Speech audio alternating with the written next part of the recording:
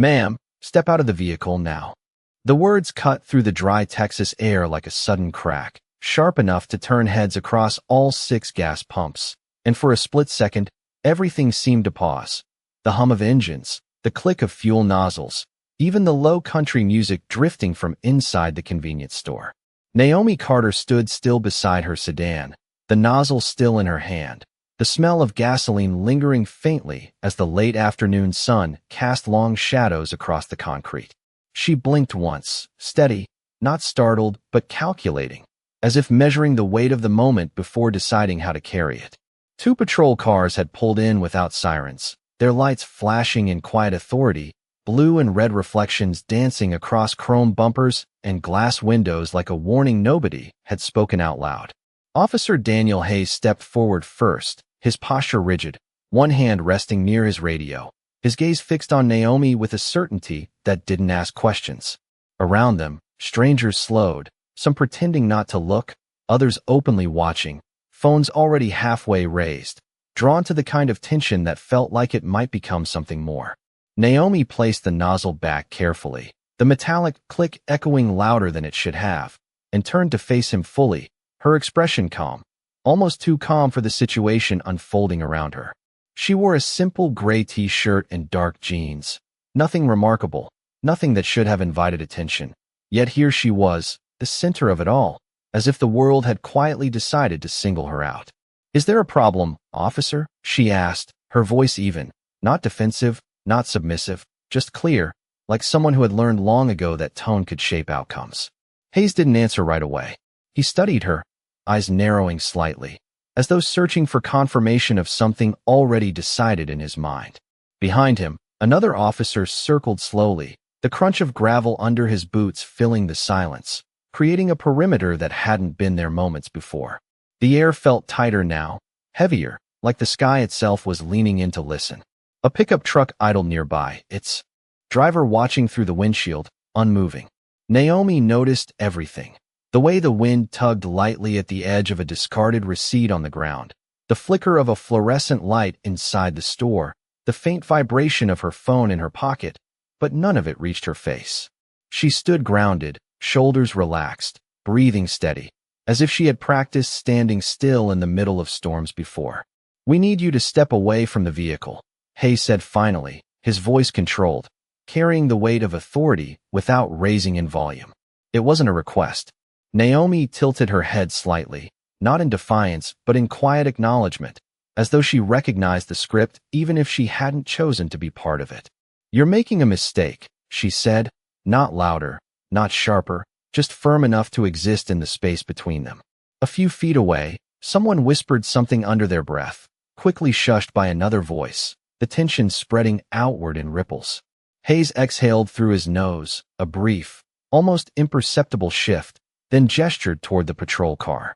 "Step away, ma'am."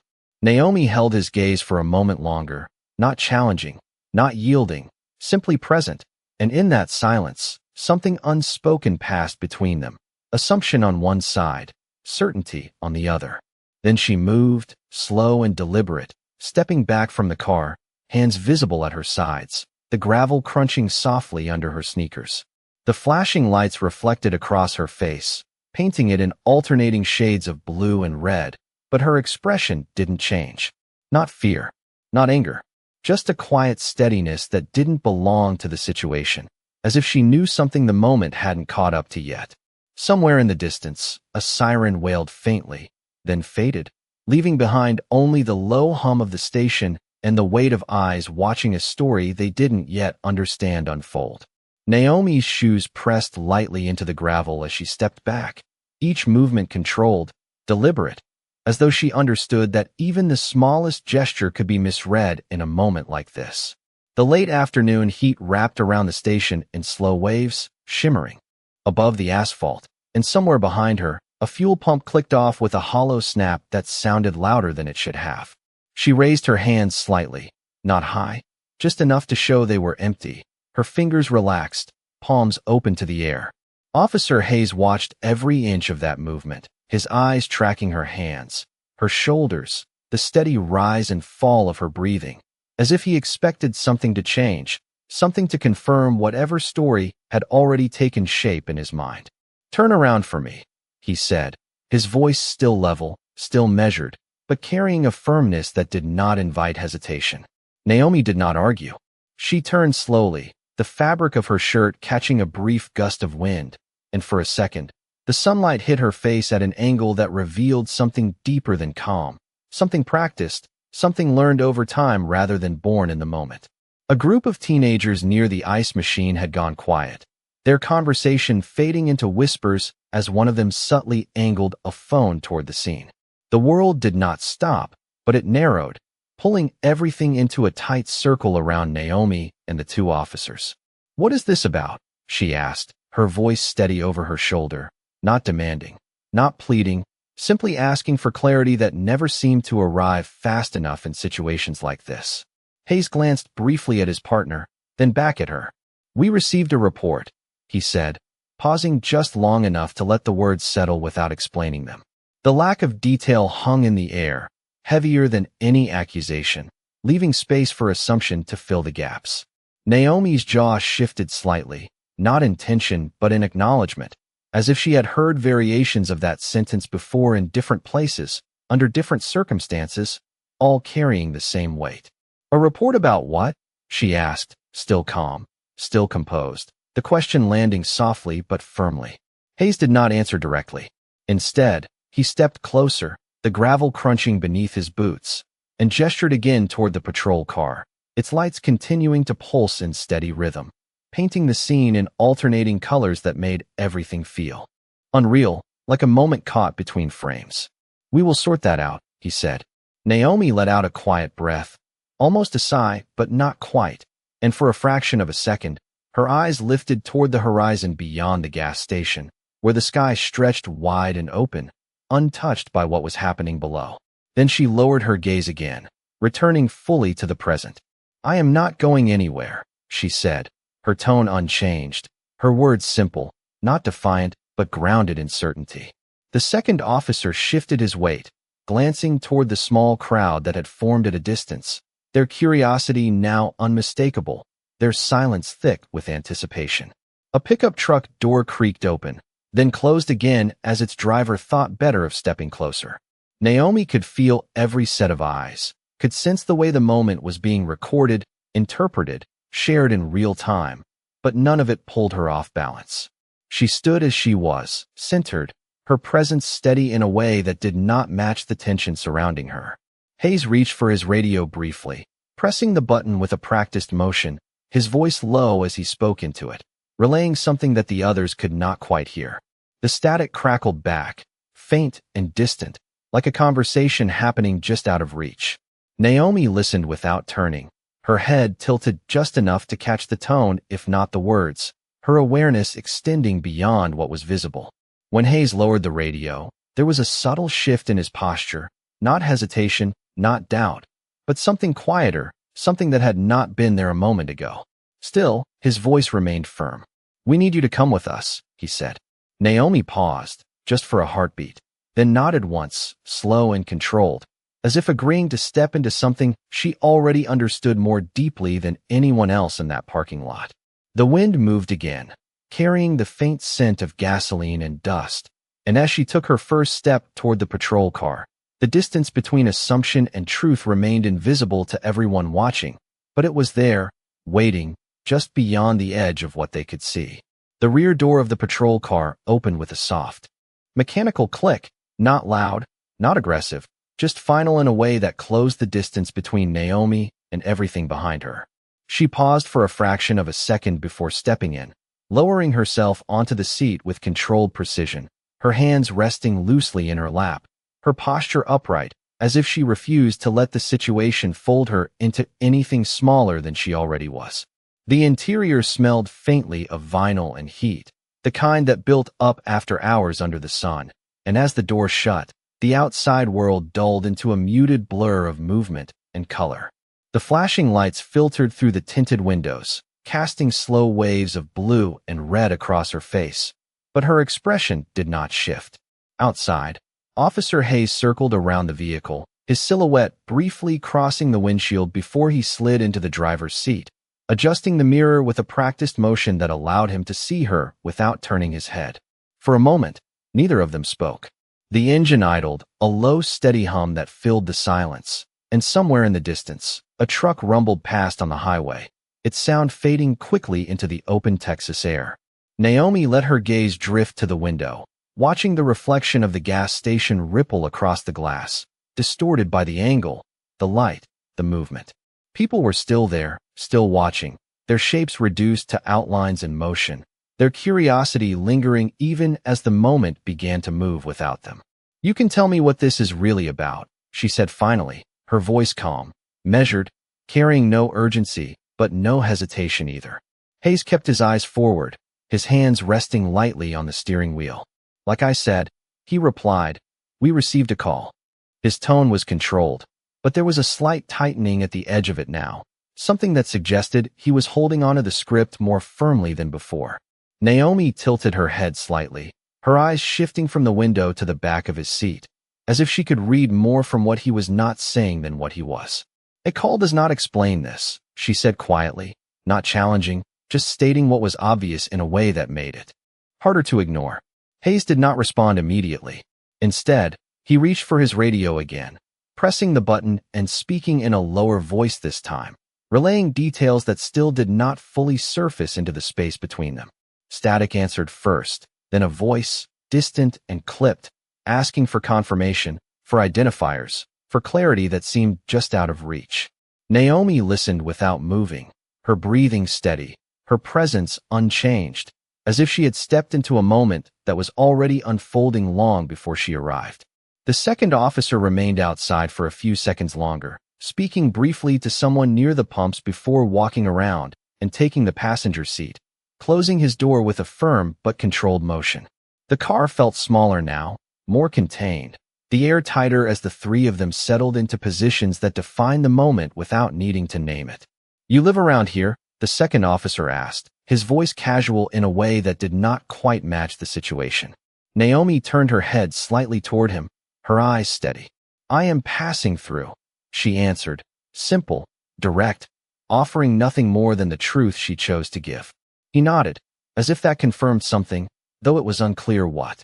Hayes shifted in his seat, glancing briefly at the side mirror, then back ahead.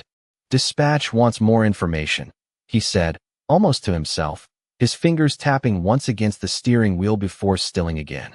Naomi's gaze returned to the window, to the fading outlines of the gas station, to the place where this had begun only minutes ago but already felt distant, like a scene she had stepped out of rather than one she was still inside. The lights continued to flash, steady, unchanging, marking time in a way that made each second feel deliberate. And in that contained space, with the engine humming and the radio crackling softly, the gap between what they believed and what they did not yet understand remained quiet, waiting, stretching just a little wider with every unanswered question. The engine shifted from idle to motion with a low, steady pull as the patrol car rolled forward, tires crunching over gravel before, easing onto the smooth blacktop that led out of the station, and with that movement, the last clear view of the pumps, the bystanders, and the silent circle of attention slipped away behind tinted glass. Naomi did not turn to look back. She remained seated upright, hands still resting in her lap, her breathing slow and even, as if the rhythm inside her had nothing to do with the flashing lights or the tension pressing in from every side. The road ahead stretched flat and wide, a long strip of asphalt cutting through dry land and scattered buildings, the late afternoon sun lowering just enough to cast a golden haze across the horizon. Officer Hayes kept his focus forward, one hand on the wheel, the other resting near the radio, his posture rigid but controlled, like someone trained to operate within clear lines even when the situation blurred at the edges. The second officer leaned slightly toward the center console, glancing at the mounted screen that displayed minimal information, his brow tightening for just a second before smoothing out again. "Dispatch is still asking for confirmation," he said quietly, not turning fully, his voice low enough that it felt more like a thought than a statement. Hayes nodded once, subtle, then reached for the radio again, pressing the button with measured precision. "We have the individual in custody," he said, his tone professional, steady, each word placed carefully. requesting clarification on the initial report. Static answered first, a soft crackle that filled the space between sentences. Then a voice came through, sharper this time, more alert, asking for identification, for name, for anything that could anchor the situation in something concrete. Hayes hesitated, just for a fraction of a second, then glanced at the rearview mirror. "Ma'am," he said, his voice shifting slightly, less forceful now, more procedural, "we are going to need your name." Naomi lifted her gaze from the window, her eyes meeting his reflection in the mirror, steady and unhurried. "Naomi Carter," she said, her voice calm, clear, carrying no weight of explanation, just the truth as it was. The name settled into the space like a quiet drop and still water, creating ripples that were not immediately visible but unmistakably there. The second officer glanced at Hayes, then at the screen again, his fingers moving lightly, as if searching for something that had not yet appeared. "Spell that," he added, his tone neutral, though there was a slight edge of focus now, a shift from assumption to verification. Naomi spelled it out slowly, each letter precise, her voice unwavering, as if she had done this many times before in rooms where being exact mattered more than being heard. Hayes repeated the name into the radio, his voice firm, sending it out into a system that suddenly felt larger than the car, larger than the road, larger than the moment itself. There was a pause after that, longer than before, the static stretching thin, then tightening again as another voice came through, different this time, more direct, asking for the vehicle identification, for additional details, for confirmation that seemed to carry more urgency than the situation had shown just minutes earlier. Naomi returned her gaze to the window, watching as the landscape moved past in steady motion, fields of dry grass, a distant water tower, the occasional passing car whose drivers glanced briefly at the flashing lights before continuing on. She did not speak again. She did not need to. Something in the air had shifted, subtle but undeniable, like the moment before a storm changes direction. Hayes adjusted his grip on the wheel, his jaw tightening slightly as he listened to the radio, his eyes flicking once more to the mirror, to the woman seated behind him who remained composed in a way that no longer matched the assumptions that had brought them here. The second officer leaned closer to the screen, his focus narrowing, his earlier casual tone replaced by quiet concentration. "I am not seeing anything yet," he murmured, more to himself than to anyone else. But the words hung there, unfinished, waiting. The radio crackled again, sharper now, the voice on the other end speaking faster, asking them to hold position, to stand by, to wait for updated information. Hayes did not respond immediately. He slowed the vehicle slightly, easing it into the right lane, the flashing lights continuing their steady rhythm against the fading sunlight. Naomi sat in silence, her presence unchanged, her calm no longer just a reaction but something else entirely, something that seemed to exist beyond the situation unfolding around her. And as the car moved forward under a sky that had begun to soften into early evening, the space between what they thought they knew and what was about to be revealed grew thinner with every mile, every word, every second that passed in that contained, quiet, shifting moment. The patrol car slowed further until the hum of the engine felt almost suspended, as if even the machine understood something had shifted, and for a brief moment the road ahead seemed to stretch longer than before, emptier, quieter, holding its breath. Officer Hayes glanced again at the rearview mirror, but this time his eyes did not immediately return to the road. They lingered, studying Naomi in a way that was no longer just observation but reconsideration. The radio crackled sharply, louder than before, the voice on the other end no longer distant or routine but urgent, layered with authority that carried beyond local channels. "Unit on Highway 17, confirm the name again," the voice said, each word clipped, precise, leaving no room for misinterpretation. Hayes cleared his throat slightly, adjusting his posture as if instinctively responding to the tone. "Naomi Carter," he repeated, slower this time, making sure each syllable landed exactly as spoken. There was a pause, not static, not interference, but a deliberate silence, the kind that signaled something was being checked somewhere far beyond their line of sight. The second officer leaned closer to the console, his earlier movements now sharper, more focused, his fingers hovering above the screen without touching it, as if waiting for confirmation before acting. Naomi remained still, her gaze steady on the passing landscape, though the movement outside had begun to blur as the car eased toward the shoulder of the road. Hayes signaled and guided the vehicle onto the gravel edge, the tires crunching softly as the patrol car came to a controlled stop beneath a wide-open sky that had begun to fade into deeper shades of gold and blue. The flashing lights continued, steady, unchanging, but now they felt out of place against the stillness that had taken over the moment.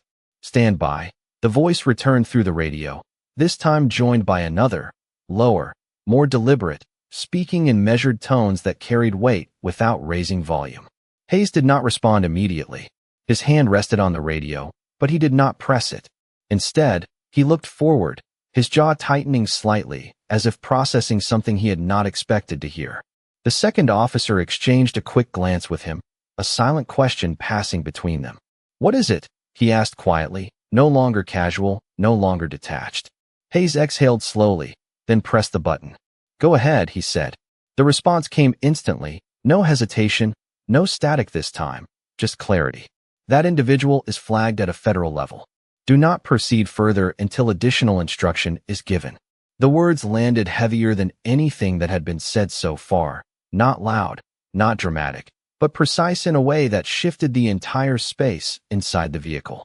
The second officer straightened slightly, his eyes moving from the console to Hayes, then to the rearview mirror, where Naomi sat unchanged, her calm now standing in contrast to the sudden shift in tone filling the car. "Federal?" he repeated under his breath, the word carrying more weight than the situation had suggested minutes earlier. Hayes did not answer him directly.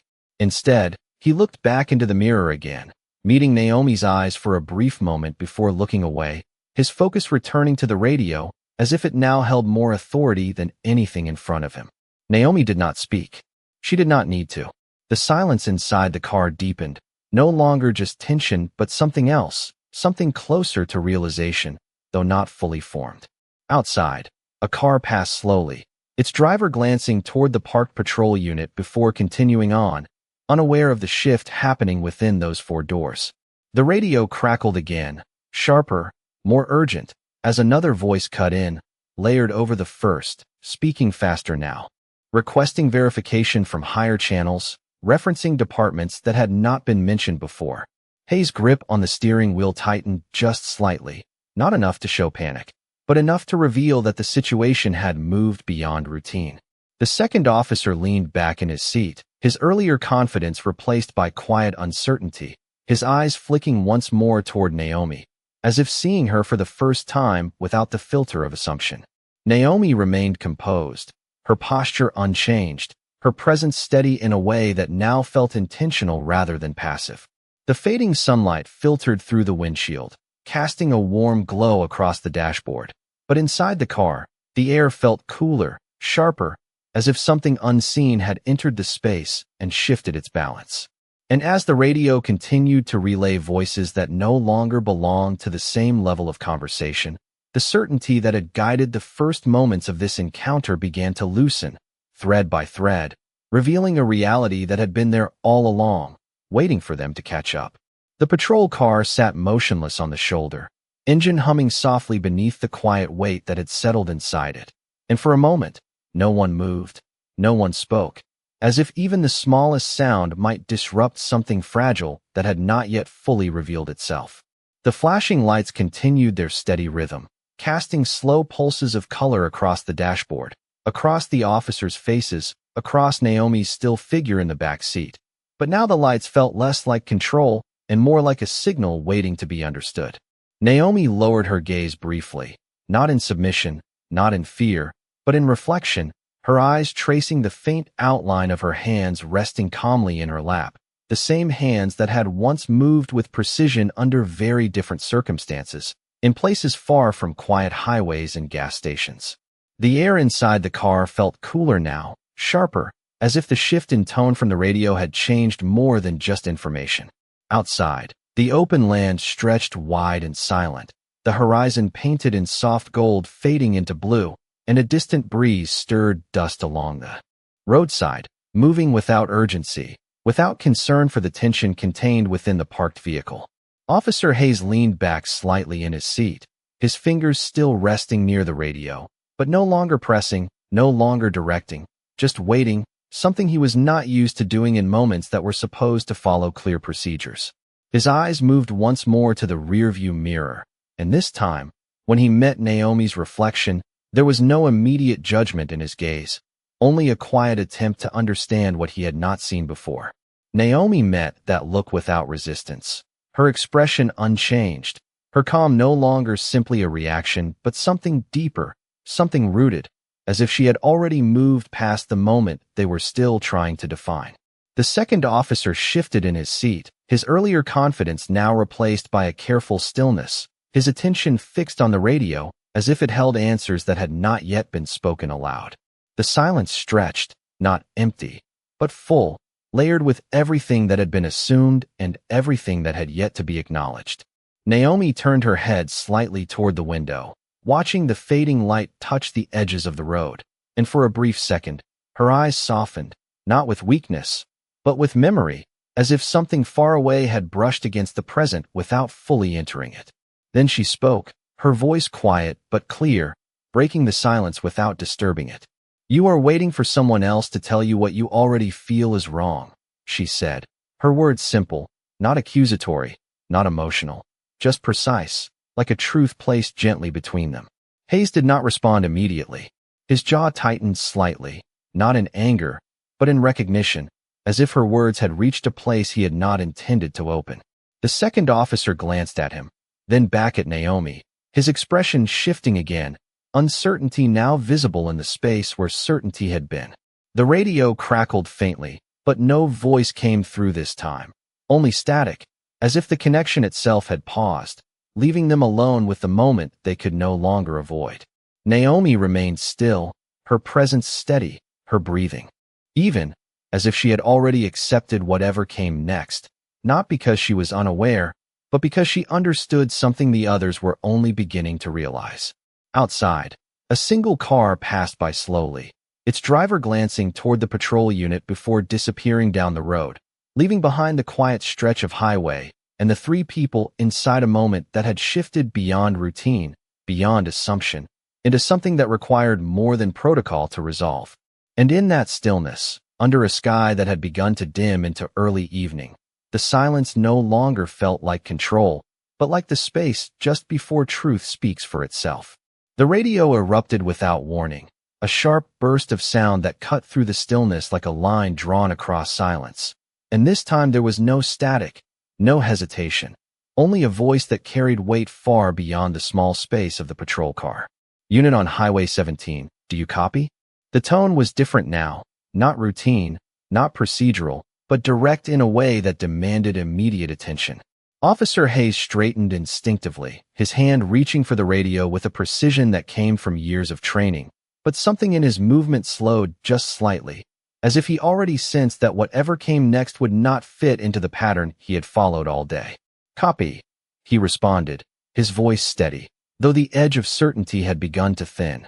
There was a brief pause, not long, but deliberate, the kind that signals information being confirmed at a higher level before it is released. Then the voice returned, lower, controlled, each word placed with exact clarity. "You are to release the individual immediately. Repeat, release immediately." The words landed heavily, not loud, but absolute, leaving no space for interpretation. The second officer turned sharply toward Hayes, his earlier composure breaking just enough to reveal the shift underneath. "What?" he muttered, barely above a whisper, his eyes flicking between the radio and the rearview mirror. Hayes did not answer him right away. His gaze moved slowly to the mirror again, meeting Naomi's reflection, and for the first time since the encounter began, there was no authority in that look, only recognition that something fundamental had been misunderstood. "Confirm reason," Hayes said into the radio, his voice more controlled now, as if holding on to procedure was the only stable ground left. The response came instantly, sharper this time. "The individual is under federal protection status. Additional clearance has been activated. You are not authorized to detain." The second officer leaned back in his seat, his breath catching slightly as the words settled in. "Federal protection?" he repeated, the phrase sounding unfamiliar in his own voice, as if it did not belong in this moment. Hayes' grip on the radio tightened just slightly before he released the button, his hand lowering slowly as the silence returned, heavier than before. The flashing lights outside continued their steady rhythm, but now they felt misplaced, like something left on after the moment had already moved on.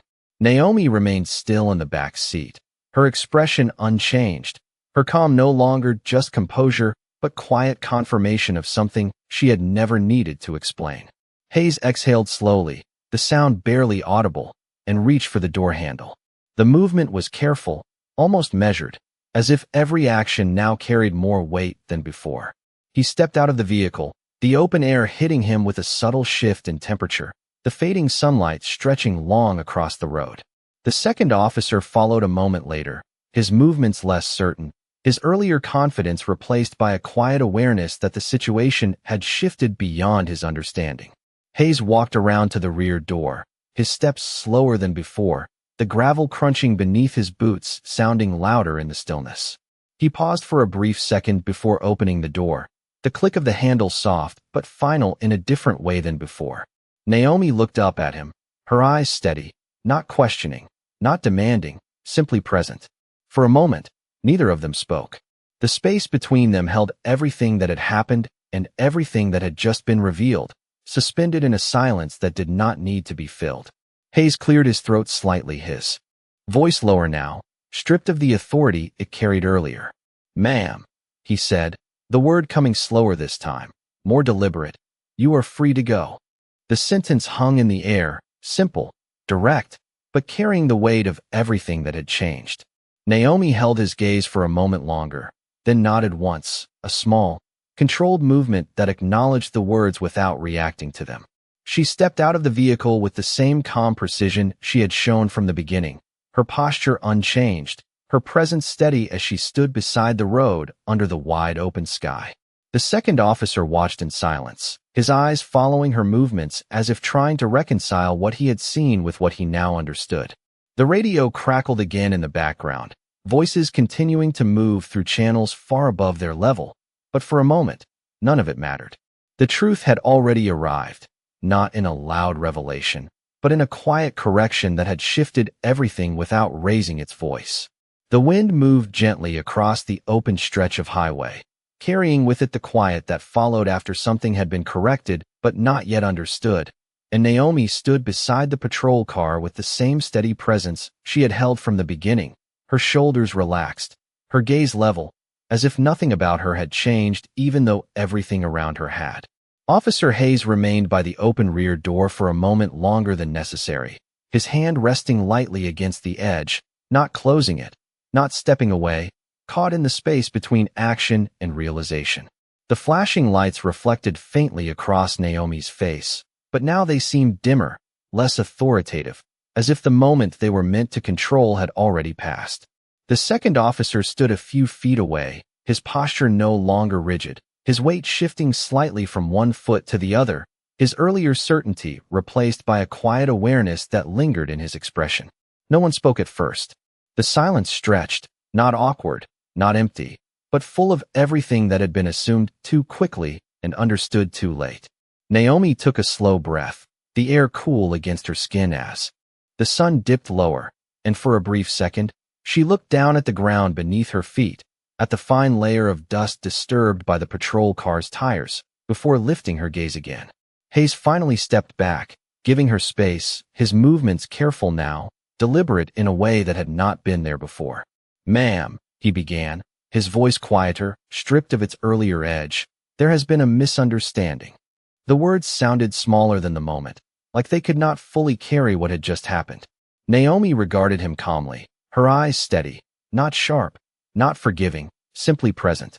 "There was an assumption," she said, her tone even, the correction subtle but precise. Hayes nodded once, the motion slow, acknowledging the difference without arguing it.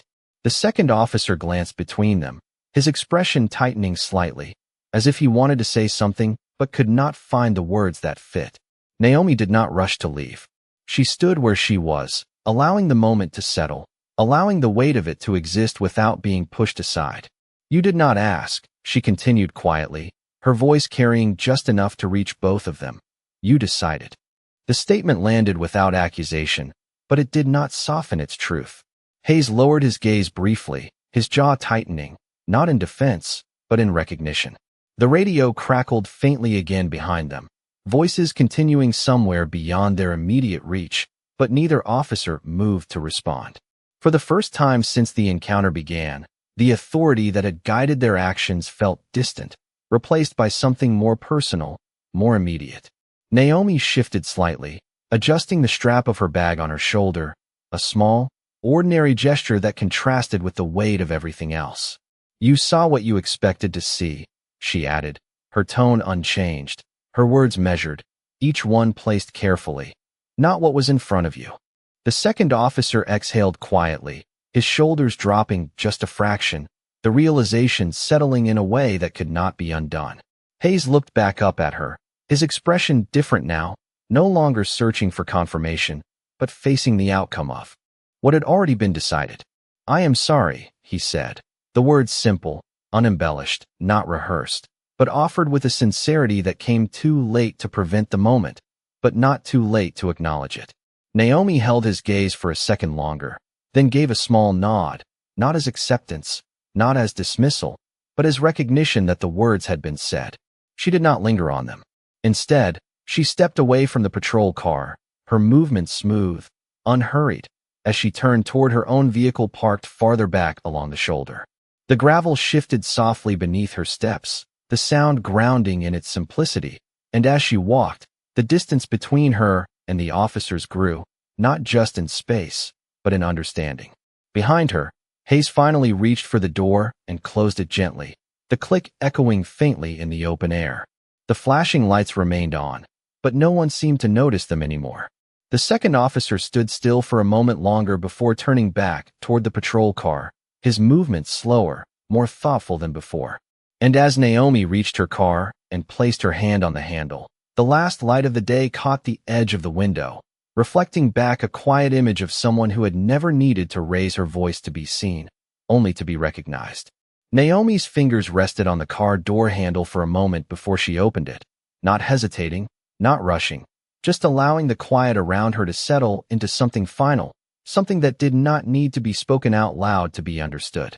The metal felt warm from the fading sun as she pulled the door open and paused briefly, her reflection faintly visible in the window, layered with the dimming sky behind her.